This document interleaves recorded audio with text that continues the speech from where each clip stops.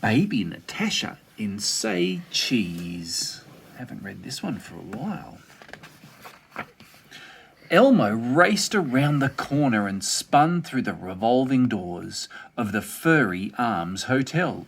Whee! He spun all the way around again, just for fun. Whirly door, sang Elmo. Elmo loves whirly doors.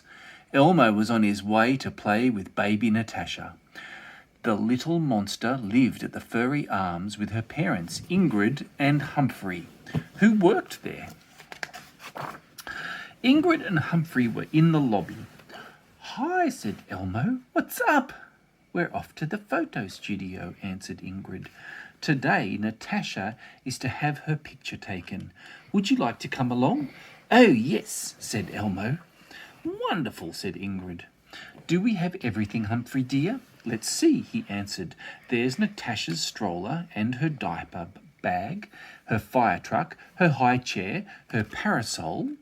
Why, she's got a lot of stuff, hasn't she? But Humphrey, interrupted Elmo. 1 minute, he said. I must be sure we have everything. There's your pocketbook, dearest, my cap, the badminton rackets, Natasha's jacket, her inflatable swimming pool. Ingrid, Humphrey, insisted Elmo. Where's Natasha? Oh, my goodness, said Ingrid.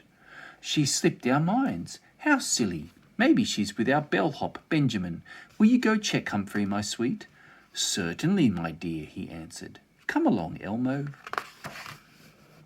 The two monsters rode the elevator up to the top floor. There was baby Natasha helping Benny the bunny deliver suitcases. Da-da, cooed Natasha. Humphrey scooped Natasha up. Coochie, coochie, coo, he said. And Benjamin, many thanks for watching the baby. Any time, said Benny. Ciao. Finally, the monsters set off through the hotel lobby and into the revolving doors. Whirly doors, sang Elmo. Whirly doors, whee! Oh, fiddlesticks, said Ingrid. We've forgotten Natasha's pacifier. I'm sure I left it at the reception desk. Elmo will get it, volunteered Elmo. He whirled back through the doors, still carrying Natasha, and hurried across the floor. Sherry Netherland, the owner of the hotel, was working at the desk. Have you seen Natasha's pacifier? Asked Elmo. I most certainly have, young fella, snapped Sherry Netherland. It's cluttering up the mail slots along with lots of other baby things. Get it all out of my life, please. No problem, said Elmo. He set Natasha down and went behind the desk. In the mail slots he found the pacifier, a rattle, some baby shoes, and some bath toys. He collected everything, and once again he and Natasha were off. Finally, the monsters arrived at the photo studio. They were only 2 hours late. Humphrey staggered under his huge pile of stuff. The photographer was waiting and ready to take the picture. Elmo set Natasha down to pose on the special fuzzy rug. But Natasha would not stay still. Off she crawled back toward her daddy. Ingrid plucked Natasha up and plunked her back down on the fuzzy rug. Elmo thought that Natasha might stay put if he played with her. He tried peekaboo and eeny weeny spider, but the baby wasn't the least bit interested in either game. Off she crawled again, back toward her daddy. Elmo chose the pacifier, Teddy Monster, and Rattle from Humphrey's pile and offered them to Natasha.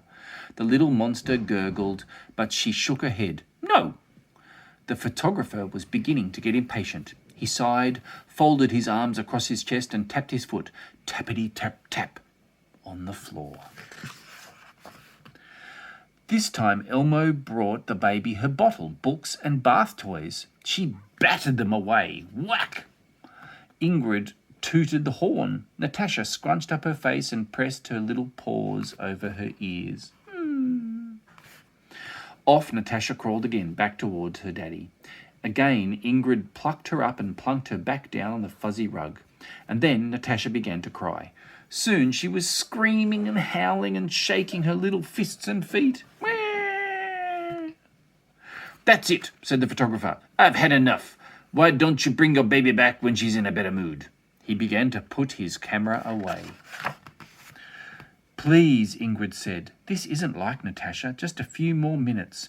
At that moment, Humphrey had had enough too. He dropped everything he was holding and it all went flying. A piece of Swiss cheese landed right smack on Natasha's lap. She grabbed it, took a bite and began to chew. And then, just like that, she smiled, a big baby smile. Natasha was hungry. That had been the problem all along. Click! The photographer snapped a picture. Say cheese, said the photographer as he took another picture, and that's just what Ingrid, Humphrey, Elmo and baby Natasha did. Cheese! The end.